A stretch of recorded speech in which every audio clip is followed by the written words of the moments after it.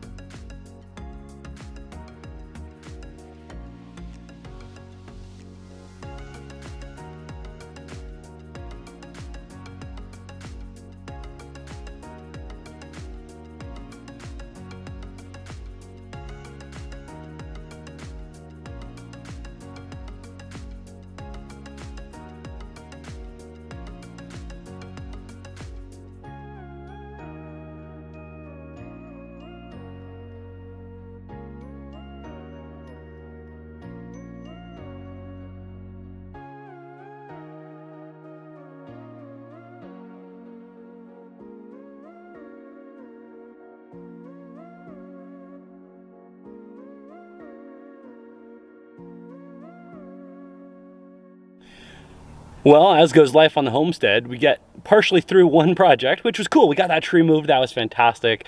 Now we have the road clear to the back. My intention was to go and move all that wood you kind of saw on the right side of the road on the way out. But I just got an emergency call from a neighbor. Many of you have heard of our friend Randy, who has just been a lifesaver to us, teaching us how to do our hanging and generally being our instructor, if you will, for how to do homesteading here, as he grew up on this very farm that we are living on now. So he kind of knows this property like the back of his hand. Anyway, I got an emergency call from him. He had to put down one of his cows. And so he called me up and said, "Have you ever beefed a cow out?"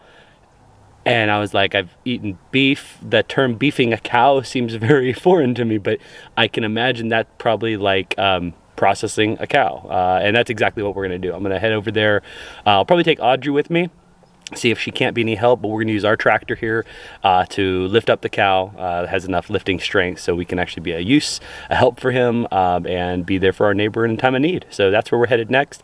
Don't know if I'll have a chance to film it, but if I can't, I will do my best to kind of fill you in on the details. In the meantime, as you can imagine, losing a cow is pretty devastating for any farmer.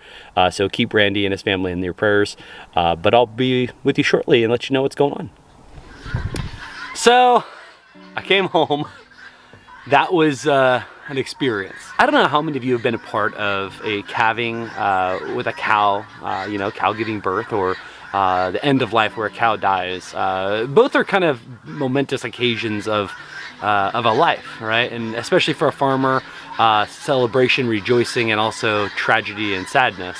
And so tonight ended up being kind of a combination of all of the above. I got over to Randy's house. I knew he had a cow that had to be put down. I didn't know why, but neighborly thing to do is go help immediately. And he's been a little bit sick, so I didn't want him doing much at all. I knew I could be helpful, but I got there and they had been out in the field, and they were dragging a dead cow towards the gate with a smaller tractor. And I pull up, and what happened? Basically, what had happened was the cow had gotten a prolapse, the uterus. That is where, if you've seen the uterus of the cow hanging out, the rear, it's all swollen and red. This one had almost turned gray, and it was dark red. And what happened was the uterus had been pushed out. I asked, was she pregnant? They said, well, she wasn't close enough to calve. We looked all over the field. She hadn't calved or anything like that. So they weren't sure. They'd had a vet out. The vet had tried to fix her up, and the uterus got torn. And so the ultimate call was made to put her down. Pretty sad. This cow was about 4 years old, had had one calf before, had a whole life ahead of it of production. But we, moved the cow to the edge of the woods where we were going to go ahead and go through the gutting process, the cleaning process, and we got the cow moved over there, started cutting her open, and sure enough, inside this cow was a calf. As soon as I realized that, we cut her open, and I'm doing all the knife work, getting it in, cut out the whole uterus, pulled it out, pulled the baby out, and immediately we started going to work on this calf. And this calf was full of mucus, as you can imagine, from inside of a amniotic sac. And so myself and another neighbor were swinging this calf, trying to get out all that mucus, and so the calf can breathe. And we're not sure it's alive. We're doing CPR on it. We're literally getting our hands and bodies just down in that sack of goo and blood, and doing our best to get some life breathed back into it. I hand my phone to Audrey. I said, call mom, get her out here. Amanda, if you don't know, has some veterinarian training. She was that was her life goal, to be a vet tech. And so she breakneck speed leaves our house, drives down the street with her friend who was visiting, and they ran into action, and Amanda dove down on her knees in this amniotic fluid. I might even have a picture, I don't know, we'll see what we can throw together. And it was just too late by the time all of this had come, to realize this cow is actually pregnant. Now, we know this now, that if there is a prolapsed uterus, and where as a new homesteader, I was not quite equipped with knowledge. Randy has been doing this for years and years, but to his knowledge, there was no way this cow could have been pregnant yet this far along with the cow. And so everyone was kind of learning all together. But Amanda gave us a little education about uterus prolapses, and essentially when you see that, that means the cow has either just given birth and just over pushed, or was trying to give birth and she was not quite dilated enough to push out the calf. So she pushed out a portion of her uterus instead of the calf from the uterus. Just all these things that I am now learning in preparation for our own calving season as that comes. We'll be having a calf of our own being born here, at least 2 in the coming year, but this will all be information that I will now be able to know, and that's unfortunately it was at the cost of a neighbor's calf, but he was telling us, hey, this is farming. It's not always the cuddly goats and the sweet babies. Sometimes it's sadness and loss. And so for you homesteaders who are homesteaders to be, you're dreaming, you're still in that waiting period where you have a dream, a goal, a true desire. Let me just tell you, love it all. Be prepared for it all. Be prepared for going out on a short day from work and getting some things done and having it be cut in half because almost immediately with an emergency that you had no idea was coming. Be prepared to jump in and help a neighbor. Be prepared for joy and sadness all in one. Learning experiences tacked on to the end of a day that you never even expected to be a part of it. I will caution you that this kind of lifestyle is not for the faint of heart. It's not for the tender, soft person. My daughter was right there with me. She insisted on being right there to learn alongside. And, you know, my daddy inside, right, is saying, I don't want my little princess to be jaded to this. I don't want her to be overexposed. And then the other part of me is saying, this is a life lesson. It's a life experience. I don't want to keep that from her.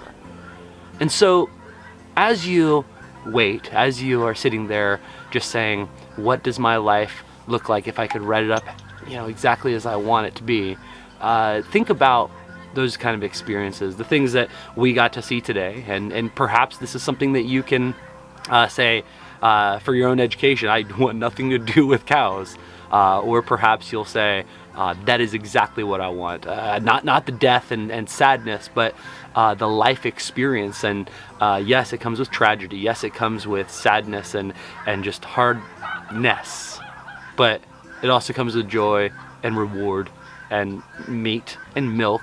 You know, there's all kinds of things that go along with having a farm that you can't quantify in just the sad moments. It's the joyful moments and the seeing the cow sunning themselves after a freezing weekend.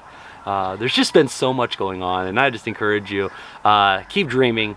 Look for your opportunity when it is your time. In the moments that, you know, you're waiting, look for opportunities to learn. Find friends, neighbors close by that you can pour into in your own community. Maybe your destiny is not to be a farmer or a homesteader yourself, but I bet you there's someone in your life that you can reach out to and help in their own time of need. You don't need to own a farm or have a farmer neighbor to do that. So take this encouragement and as encouragement as such, right? And go out and build your community. You got a whole brand new year to do it, and I just really encourage you, go be a part of your neighborhood in a way that you have not been a part before. Those terrible neighbors, maybe they're good neighbors, those ones that you maybe despise, they could use some love and understanding and some grace and even some help, I'm sure. So bake them a cake, take them some dinner, give them a smile they don't deserve, and you'll find that maybe they just needed a little bit of help and some grace in their life. Till next time, thank you for joining us today. Sorry, I promised you moving a pile of wood and all we got was a pile of dirt and weeds and a cow story. But we got a whole long weekend to do all the rest. This is the husband of your country nerd with a goat herd and some cows. And you can hear the guineas, yes, the guineas, saying you can grow where you're planted.